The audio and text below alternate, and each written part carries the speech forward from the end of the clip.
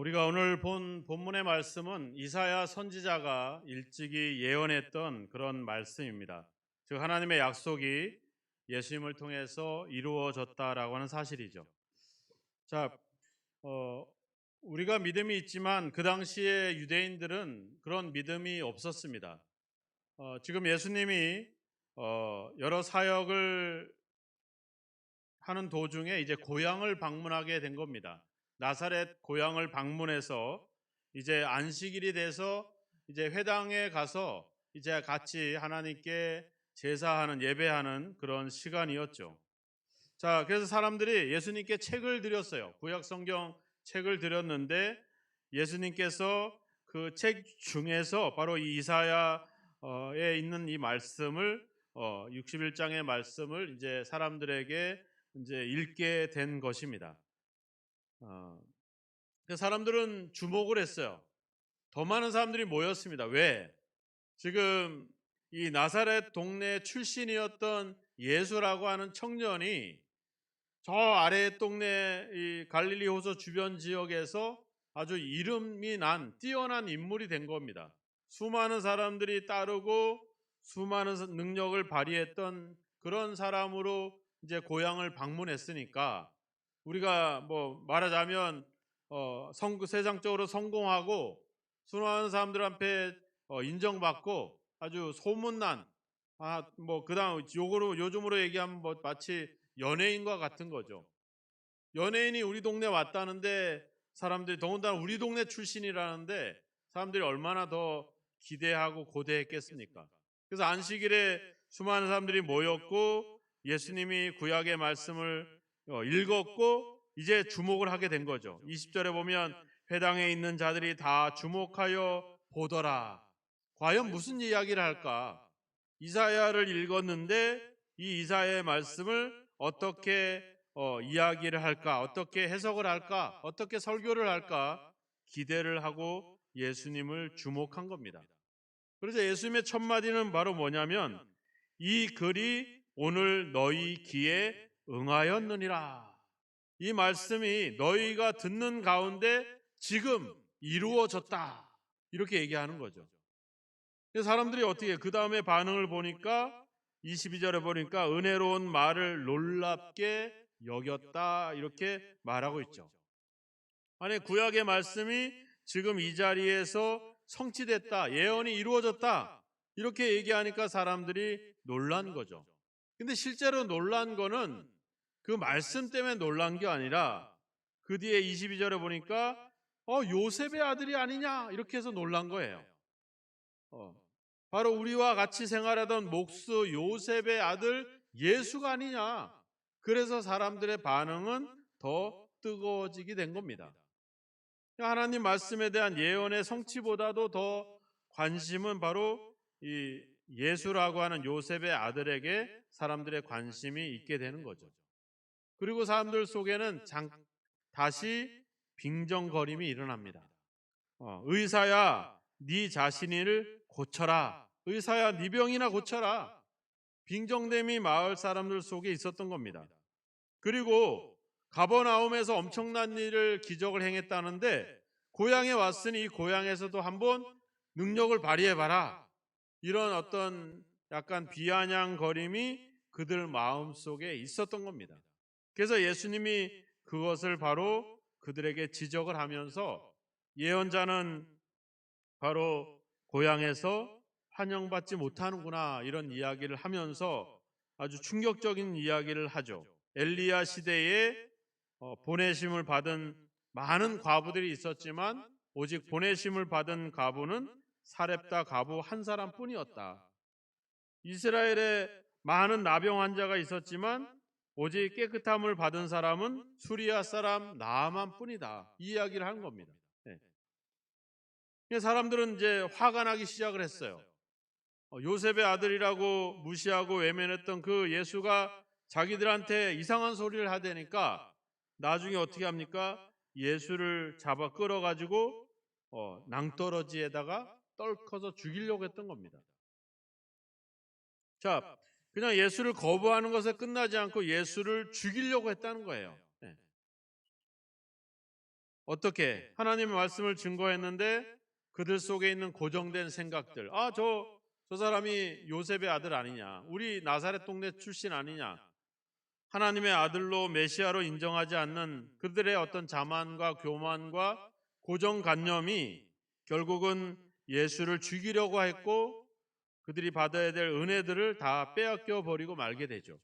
우리가 이 31절 이하에 가보면 예수님이 다시 가버나움으로 내려갔는데 가버나움에서는 귀신 들린 자가 치료를 받고 병든 자가 고침을 받고 베드로의 장모가 열병에서 치유를 받는 놀라운 능력이 나타납니다. 왜 자기 고향에서는 복음의 능력이 안 나타나고 왜 가버나움 딴 동네에서 그런 은혜와 능력이 나타나냐 하는 것이죠. 왜 우리가 예수를 믿는 믿음의 사람들 속에서 역사가 안 일어나고 엉뚱한 곳에서 하나님의 역사가 일어나는가? 이런 점들을 우리가 오늘 한번 점검해 보려고 합니다. 오늘 이 누가복음에는 특히 세상에서 소외당하고 무시당했던 사람들이 수많은 사람들이 등장을 합니다. 세리와 죄인과 군인들과 이방인들과 이런 수많은 사람들이 등장을 하고 또 그들을 통해서 하나님의 역사가 나타나는 것들을 누가복음에서는 생생하게 기록을 하고 있습니다. 그래서 맨슨이라고 하는 학자는 이 누가복음은 소외자의 복음이다. 또 샌더스라는 신학자는 불쌍한 사람들의 복음서다라고 별명을 붙여줄 만큼 이 누가복음은 그런 사람들이 많이 등장을 합니다. 그래서 오늘 18절 19절에도 보면 가난한 자, 포로된 자, 눈먼 자, 눌린 자 이런 자들을 언급을 하고 있잖아요. 실제로 그런 자들을 통해서 주의 복음의 능력이 나타나는 것을 보여주고 있죠. 그래서 이 18절과 19절은 이 누가복음 전체에 그리고 예수님의 사역의 전체에 흐르고 있는 하나의 목표 그리고 하나의 어떤 전개 과정들을 이 말씀에서 요약하고 있다라고 볼 수가 있을 것입니다. 오늘 이 말씀을 통해서 성경에서뿐만 아니라 실제로 오늘날 우리의 삶 속에서도 복음의 능력이 나타나게 되려면 우리가 어떻게 해야 되는가, 또 어떤 사람들을 통해서 하나님의 역사는 나타나는가, 이런 점들을 우리가 한번 돌아보려고 하는 것입니다. 자, 먼저 우리가 이 누가복음을 열게 되면 등장하는 사람들이 바로 여인들입니다. 바로 이제 더 이상 아기를 낳을 수 없게 늙어버린, 태가 끊어져 버린 엘리사벳이라고 하는 여인이 등장을 하고요. 이제는 인간적인 생각으로 도저히 아기를 가질 수 없는 처녀였던 마리아가 등장을 하죠. 그래서 그들을 통해서 세례 요한이 태어나고 예수님이 태어나는 그런 놀라운 장면을 누가복음은 그렇게 시작을 합니다. 그 당시 여인들은 완전히 소외당했던 존재들이었어요. 성경에도 보면 그 십계명에도 보면 내 이웃의 집을 탐내지 말라. 내 이웃의 아내와 여종과 남종과 소와 나귀와 내 이웃의 소유를 탐내지 말라 이렇게 말하고 있어요. 거기에는 남성들이 없어요. 예. 소유를 얘기하는데 이웃의 아내, 여인들을 등장시키고 있어요. 유대적인 관념에서도 여인들은 완전히 존재 자체를 인정받지 못하는 그런 시대였죠. 오늘날도 우리가 여인들이 사회적으로 여러 가지 차별을 받고 있는 것은 여전한 현실이라고 하는 겁니다. 교회도 그렇죠. 우리가 한번 보세요. 우리가 여인들하고 남성들하고 누가 더 많아요? 네. 여인들이 많습니다. 그렇지만 우리가 실제로 여인들이 교회에 같이 협력해서 뭔가 큰 일들을 이루어지는 일에 대한 결정과 이런 것들을 할 때는 여인들이 그런 자리에 서 있지를 못해요. 우리 그리스도 교회만 해도 여성 목사에 대한 인정함이 없었습니다. 그래서 거의 한 십몇 년 동안 계속해서 싸웠어요. 왜?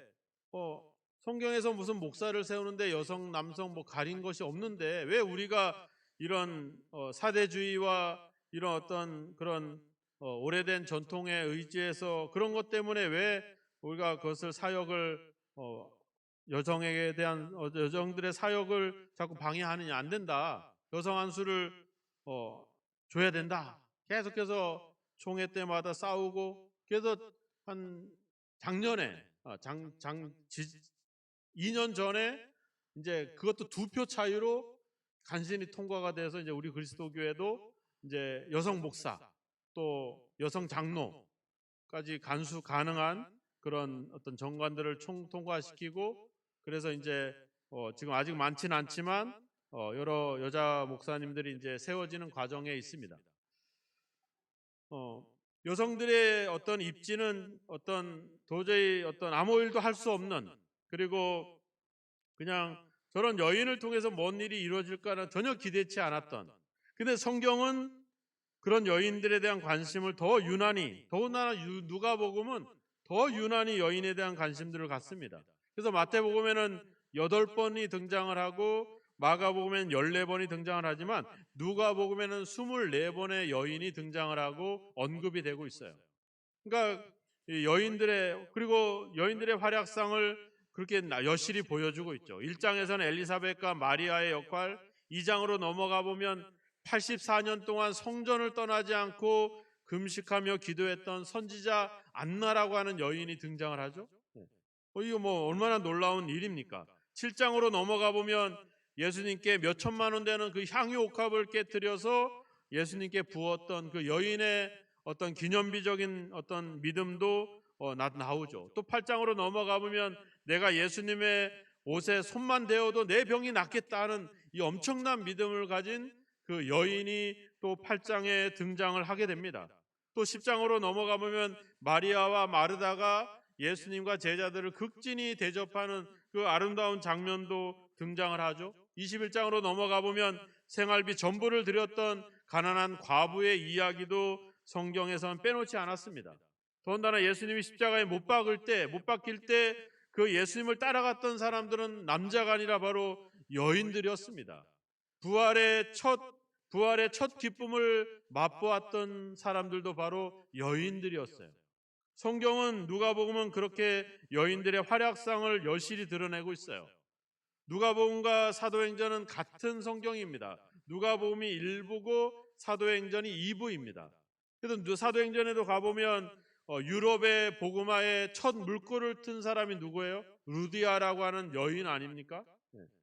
그리고 또 애니아와 다비다는 많은 선행과 구제로 이름이 뛰어났었고, 그리고 예언을 했던 빌립의 딸들도 등장을 하고 신앙이 돈독했던 디모데의 어머니에 대한 기록들도 사도행전에 등장을 하고 있습니다. 재미있는 것은 그 여인들이 등장하는 광경에 남자들도 여전히 같이 등장을 하고 있다는 거예요. 성경은 어떤 명예와 은총뿐만 아니라 어떤 은사와 책임과 일에 대해서도 여성을 같은 존재로서 계속 성경에 나타내주고 있다라고 하는 겁니다. 사회적으로는 무시당하고 소외당하고 차별을 당하고 외면을 당했던, 대우받지 못했던 그런 여인들을 통해서 복음은 놀라운 능력을 발휘하고 있는 것을 성경은 보여주고 있는 것입니다.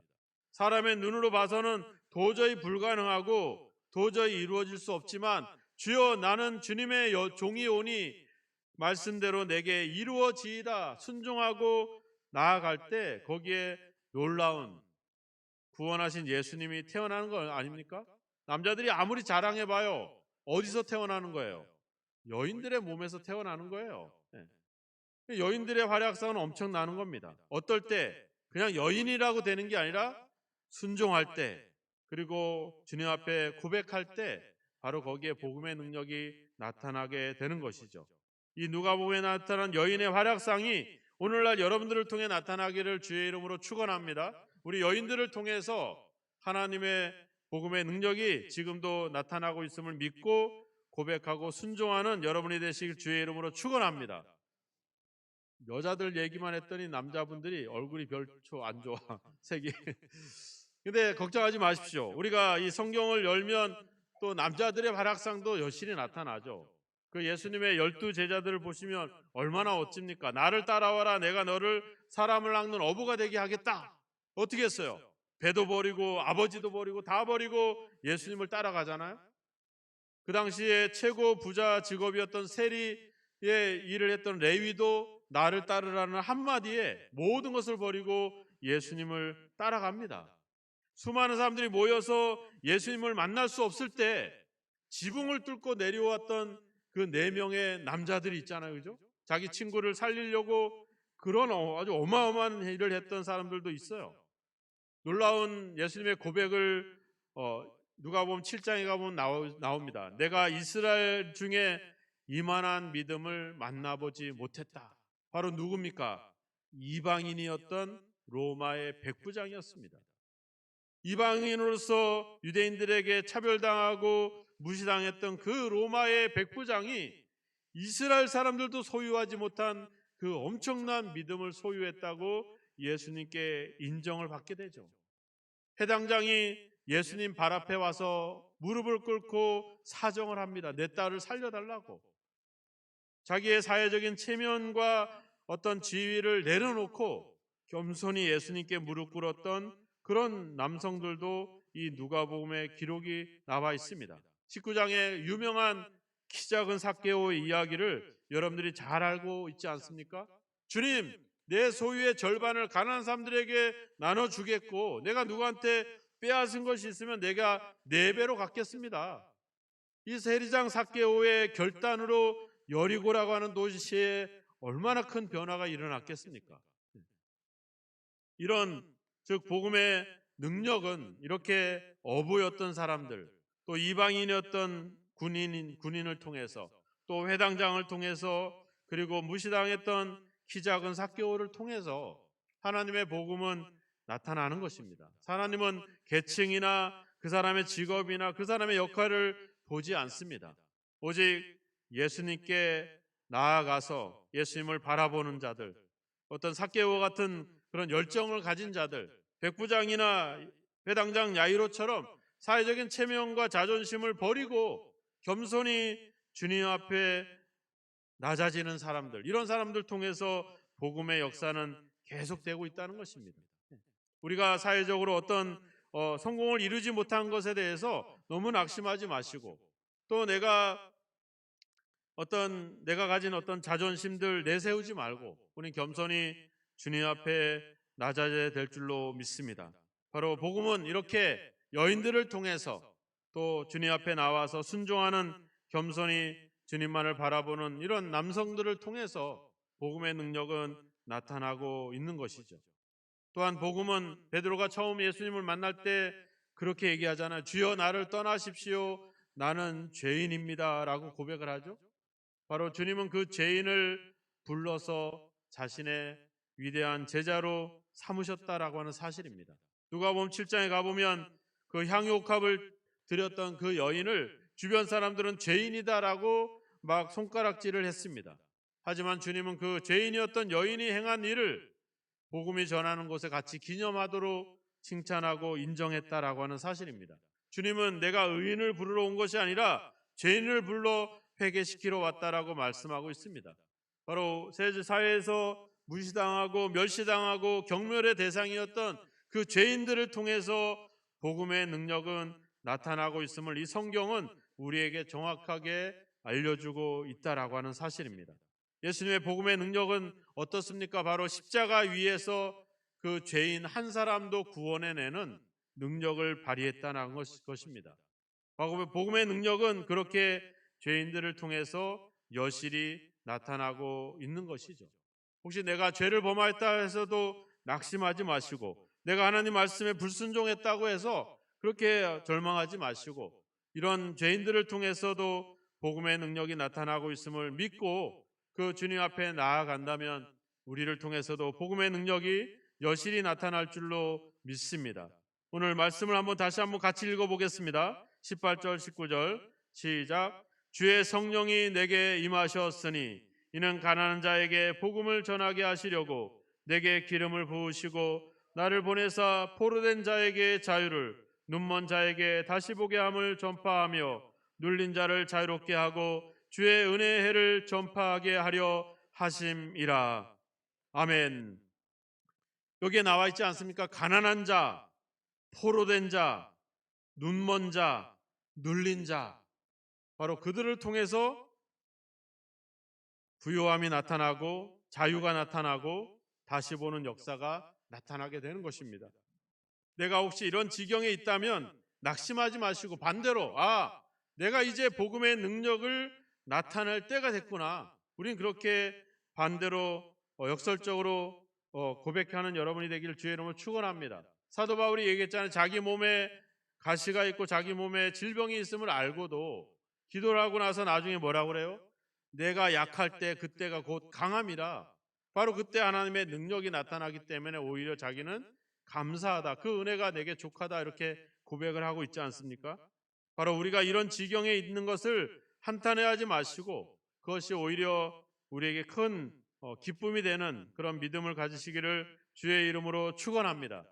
저도 1987년에 예수님을 영접했습니다. 대학교에 들어가면서 예수님을 영접했어요. 그리고 예수님을 만나고 나니까 너무 좋아서 하나님, 내 어머니도 내 아버지도 내 할아버지도 내 할머니도 예수 만날 수 있게 도와주세요. 기도를 시작했죠. 87년 11월에 기도를 시작했는데 97년 11월 첫 주에 전화가 왔습니다. 주일날 저녁에 우리 어머니가 나 교회 등록했어. 그런데 네 아버지도 네 할머니도 네 할아버지도 등록을 했다는 거예요. 이 괴팍한 할아버지까지도 교회를 나가게 됐다는 거죠. 얼마나 감사한 일입니까? 근데 그 다음에 저희 아버지가 말기암 선고를 받았습니다. 더 이상 이제 가망이 없다고 이제 백병원에서 암 선고를 받고 모두가 절망하고 있을 때 저희 어머니가 그 금식하면 뭐 하나님이 은혜를 준다는데 금식 한번 해보자. 그래서 오살리 들어가서 금식 기도를 3일을 하고 이제 내려왔는데 은혜가 임한 거죠. 치료를 회복을 하시고 그리고 한 10년을 더 넘게 사셨어요. 그리고 돌아가실 때는 암과 전혀 상관없이 다른 것으로 돌아가셨어요. 거기서 멈추지 않았습니다. 2000년도에 저희 할아버지가 돌아가시게 되고 그 다음에 저희 어머니가 언덕에서 굴러서 하반신 마비가 되는 그런 역사가 일어났어요. 그래서 저희 많은 사람들이 욕을 했습니다. 저 집안이 예수를 믿지만 이제 한 3, 4년 만에 다 망하게 됐다고. 근데 한 6개월도 안 돼서 하나님은 저희들의 가정에 역전을 보여주셨죠. 그래서 그 시골집을 다 때려 부수고 집도 새로 짓고 또 저희 어머니도 마비됐던 사람이 신경이 끊어진 사람이 다시 걷는 은혜를 체험했고 그런 역사를 경험했습니다. 제가 지난주에 암이 걸렸다고 해서 되게 참 우울한 한 주를 보내기도 했습니다. 몇 주 동안 복통이 일어나서 참고 참다가 주일 저녁에 너무 아파서 내일은 병원을 가보자. 그래서 어차피 수술을 생각하고 있기 때문에 외과병원을 가자. 그래서 수원에 있는 외과병원을 갔습니다. 그냥 제가 아는 병원도 아니고 누구 추천받은 것도 아니고 그냥 요즘 검색 많이 하잖아요. 검색해 보니까 시설도 좋고 주변에 집들도 많이 없고 그러니까 병원도 한산할 거 없고 그래서 이제 갔는데 담낭을 잘라내야 된다고 그렇게 진단을 받았어요. 그리고 이제 빨리 잘라내야 된다 그래서 화요일 날 오전에 수술을 하자라고 그래서 나 준비도 없이 왔으니까 교회 가서 준비를 해놓고 오겠다. 근데 주일 오후에 다시 빨리 오라는 거죠. 갔더니 이 그 CT를 촬영하는 그 사람 그 전공의가 혹을 하나 발견했다고. 그래서 이제 그것 때문에 거기 부위를 다시 촬영을 해봐야 된다. 그래서 이제 그 심장 부위, 폐 부위를 다시 촬영을 했더니 흉선이라고 하는 곳에 이제 종양이 생겼는데 모양이 안 좋아서 이걸 빨리 큰 병원에 가봐야 될 것 같습니다. 그래서 이제 담낭 잘라내는 거 수술하는 거 일단 뒤로 미루고 일단 바로 거기서 이제 지인을 통해서 서울대학병원에 이제 예약이 바로 돼서 또 지난 수요일 날 갔습니다. 가서 이제 일반 검사했던 CT 촬영들을 기본적으로 했는데 그리고 의사가 불렀어요. 들어오시라고. 들어오니까 딱 되게 제가 이제 거기다 목사라고 써서 그런지 몰라도 암입니다 이렇게 얘기하시더라고요. 그리고 폐 일부분까지 침투가 됐습니다 이렇게 얘기를 하더라고요. 그리고 이제 정밀 검사하고 조직 검사도 해서 이제 치료 과정을 한번 다시 점검 이제 잡자고 이렇게 하고 해서 이제 일단 다시 제가 주일 예배 마치고 가야 되니까 한 월요일쯤에 입원할 수 있게 해달라고 이제 부탁을 하고 이제 왔습니다. 그날 수요일 날 이제 예배를 다른 목사님한테 부탁을 했지만 내내 뭐 아무것도 먹지 못했어요. 뭐 저도 인간인지라 그 일 때문에 어, 원망하거나 뭐 뭘 후회하지는 않았는데 그냥 이렇게 계속 하루 종일 그냥 눈물이 나더라고요. 밥도 못 먹겠고. 그리고 이제 그 다음날 새벽 예배를 인도하고 나서 이제 그때부터는 이제 회복이 되더라고요. 이제 열심히 먹어야 되겠다 그런 생각도 들고 또 아, 이게 우연하게 발견된 거고 더군다나 흉선암이라고 하는 게 뭐 흔한 또 질병도 아니고 이거 뭐 원인도 없고 또 뭐 이거 왜 생겼는지 전혀 알 수 없는 그런 질병 중에 하나라고 하기도 하고 그러니까 어떻게 보면은 특별한 것이 저에게 온 것이죠. 네. 그래서 저는 생각을 해봤죠. 하나님의 계획이 있겠구나. 여기에 담겨져 있는 어떤 특별한 의미가 있겠구나를 묵상하면서 오히려 이제 감사하는 마음으로 그렇게 다시 이제 일상으로 돌아와서 또 이제 주어진 역할들을 또 성실히 행하고 있습니다. 이제 내일 병원에 이제 들어가서 조직 검사해서 한 3, 4일 정도 이제 입원을 진행해야 될 것 같습니다. 하여튼 하지만 달라진 건 없습니다. 또 아플까봐 걱정들을 하시지만 전혀 아프지 않습니다. 기침만 좀 날 뿐이고 다른 이상은 없어요. 달라진 건 없는 것 같습니다. 달라진 건 한 가지. 내가 몰랐던 거를 알았다는 거 한 가지밖에 달라진 건 없고 변한 것은 없습니다. 오히려 이럴 때 더 하나님의 능력이 나타날 거라는 생각이 드러나니까 오히려 감사가 되죠.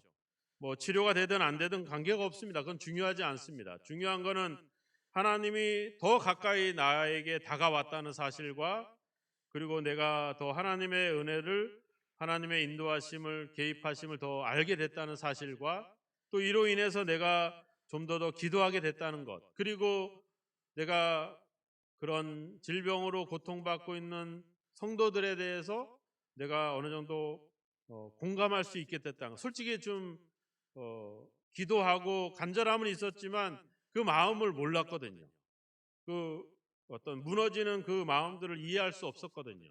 그런데 이번에 제가 경험을 통해서 그런 마음들을 이해하게 되고 그래서 내가 어떻게 기도해야 될지를 좀 더 구체적으로 깨닫게 되는 그런 기회들이 됐습니다. 오히려 오늘 이 복음의 내용들처럼 가난하고 또 포로되고 눈멀고 눌려있는 그런 상태에 오히려 복음의 능력이 나타났던 것처럼 소외당하고 차별당하고 무시당했던 여인들을 통해서 또 평범했던 남성들을 통해서 죄인들을 통해서 복음의 능력이 나타나는 것처럼 오히려 우리의 그런 시련과 아픔들은 하나님의 능력이 나타날 기회라는 점을 생각해 보면 오히려 더 감사하고 기뻐하게 되는 것입니다. 오늘 요즘 우리가 새벽 기도 때 야고보서를 보고 있습니다. 야고보서에도 이야기하잖아요. 너희가 시험을 당하거든 온전히 기쁘게 여겨라. 시험을 참는 자는 하나님께서 생명의 면류관을 너희에게 주시리라 말하고 있습니다. 나의 상황보다는 그 상황 속에 담겨 있는 하나님의 뜻과 하나님의 계획을 바라본다면 그것을 믿고 신뢰한다면 우리에게는 복음의 능력이 나타나게 될 줄로 믿습니다. 우리는 비록 연약하고 우리는 비록 세상에 자랑할 만하고 내세울 만한 것들이 없지만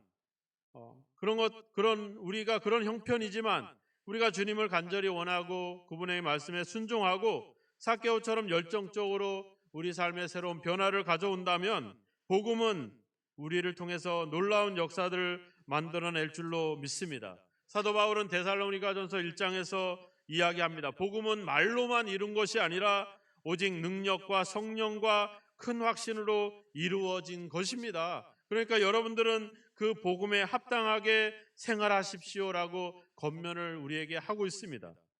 복음은 행동하지 않으면 능력이 나타나지 않습니다. 우리가 멈춰 있고 안주해 있고 그냥 주님만 바라보면 일어날 일들이 하나도 없어요.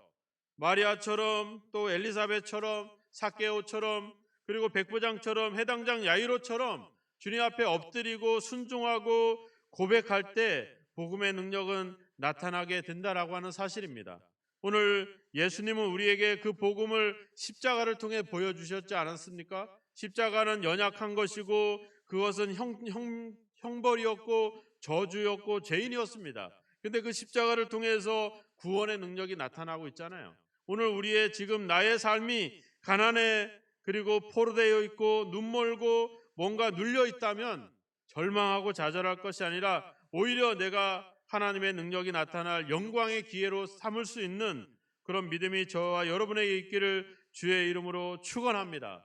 하나님은 지금도 이 말씀들을 왜 우리에게 하고 있습니까? 지금도 이 복음의 능력이 우리를 통해서 나타나기를 간절히 원하고 있기 때문에 성경은 우리에게 말씀하고 있습니다. 주님은 우리에게 헌신을 기다리고 있습니다. 주님을 순종하기를 주님은 지금도 기다리고 있습니다.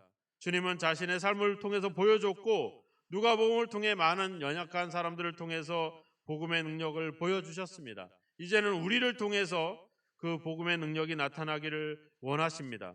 여러분들이 가난하고 여러분들이 뭔가에 포로되어 있고 여러분들이 여전히 세상적으로 눈멀어 있고 무엇인가에 눌려 있다면 절망하지 마시고 그것이 바로 복음의 능력의 기회인 것을 삼으시고 더욱더 주님을 바라보고 주님께 더욱더 순종하고 헌신하셔서 복음의 능력을 발휘하는 저와 여러분이 되기를 주님의 이름으로 축원합니다. 바로 우리를 통해서 이 복음은 바로 우리의 상황을 역전시키고 반전시키고 우리를 개혁해서 우리를 완전히 새 사람으로 변화시키고 있습니다. 그 복음의 능력이 여러분들에게 나타나서 여러분들도 삶이 변하고 존재가 변하고 인생이 변하는 역사가 있기를 주님의 이름으로 축원합니다. 그래서 많은 사람들 앞에 여러분들의 그 믿음을 통해서 복음의 증인으로 설 수 있는 저와 여러분이 되어지기를 주님의 이름으로 축원합니다. 시련을 만나면 기쁘게 여기십시오. 고난을 당하신다면 기쁘게 여기시고 내가 여러 가지 억울하고 속상한 일들이 있다면 오히려 감사하십시오. 바로 그때 하나님이 일하실 때이며 복음의 능력이 나타날 때입니다. 그 믿음으로 여러분들의 삶을 더욱더 단단하게 더욱더 당당하게 살아가는 저와 여러분이 되기를 주님의 이름으로 축원합니다. 기도하겠습니다. 이 시간에 함께 기도하겠습니다. 여러분들의 삶의 문제를 놓고 함께 기도하겠습니다. 주님, 이것이 문제가 아니라 복음의 능력이 나타날 기회인 것을 감사합니다. 이제 상황과 환경을 바라보지 않고 오직 주님만을 바라보고 주님의 말씀에 순종하며 살아가는 저희들이 되게 하옵소서. 나를 통해 복음의 능력이 나타나게 하옵소서. 함께 기도하는 시간을 갖겠습니다. 기도하겠습니다. 하나님 아버지 감사합니다. 우리가 연약할 때 우리가 아버지 여러 가지 시련을 당하게 될 때 여러 가지 갈등과 고민 속에 있을 때 하나님 아버지 주여 그때 바로 하나님이 일하실 때이며 그때 바로 복음의 능력이 나타날 때인 것을 아버지 믿고 하나님을 주님 앞에 아버지 주여 겸손히 낮아지게 하시며 주님께 구하게 하시며 주님을 더 가까이 할 수 있는 저희들의 믿음이 되어지게 하여 주옵소서. 우리의 생각에 우리의 아버지 주여 교회 안에 우리 안에 주여 믿음이 갇혀있지 않게 하시고 하나님 아버지의 행동으로서 아버지의 순종으로서 겸손함으로써 열정으로서 주님을 따르게 하사 우리를 통해 다시 한번 복음의 능력이 나타나는 역사를 우리에게 보여주시기를 간절히 원하고 소망합니다. 주님 인도하여 주시옵소서. 주님 역사하여 주시옵소서. 일들을 축복하시고 우리를 통해 다시 한번 아버지 계속하여 성경의 역사가 복음의 능력이 있어 내려갈 수 있도록 우리를 사용하시며 우리를 인도하시기를 주님 아버지 간절히 원하고 소망합니다. 우리 성도들의 삶을 지켜주시고 은혜로 붙잡아 주사 하나님 아버지 주여 문제로부터 자유해지게 하시고 하나님 아버지 주여 아버지 주님 아버지 복음을 듣게 하시고 은혜를 경험하게 하시며 하나님 아버지 주님 우리를 아버지 주여 아버지 함께 하시는 주의 은혜를 경험케 하여 주옵소서. 믿습니다. 아버지 감사합니다. 주님 우리는 가난합니다. 우리는 여러 삶의 문제 또 세상의 아버지 고민에 사로잡혀 있습니다. 하나님의 뜻과 계획을 바라보지 못하고 우리 아버지 인간적인 판단으로 절망하며 좌절하는 아버지 그런 눈먼 자들입니다. 우리는 아버지 그저 생존을 위해서 살기 위해서 아버지 삶에 또 아버지 사람들 관계 속에 눌려 있는 그런 영혼들입니다. 우리는 아버지 그래서 때론 좌절했고 절망했고 때론 아버지의 주여 낙심했던 우리였음을 고백합니다. 하지만 그때가 바로 하나님이 일하실 때이며 그때 바로 복음의 능력이 나타날 때임을 이제 아버지 말씀을 통해 다시 한번 깨닫사오니 이제 아버지 우리에게 당한 일과 시련과 고난과 아버지 문제들을 문제로 여기지 않고 기회로 삼을 수 있게 해주시고 주님을 더 가까이 하며 주님께 더 순종하며 주님의 말씀을 따라 더 열정적으로 아버지 행동하게 하셔서 우리를 통해 포로된 우리를 통해 가난한 우리를 통해 눌려있는 우리를 통해 복음의 능력이 계속해 나타날 수 있도록 우리를 사용하시고 우리를 인도하여 주시옵소서. 우리의 눈이 열려지고 우리의 마음들이 자유로워져서 문제에 사로잡히지 않고 그리스도 안에서 자유함을 느낄 수 있는 그리스도 안에서 은혜를 누리는 놀라운 기회로 삼을 수 있도록 믿음의 믿음을 더하여 주시옵소서. 믿사옵고 예수 그리스도의 이름으로 기도하옵나이다. 아멘.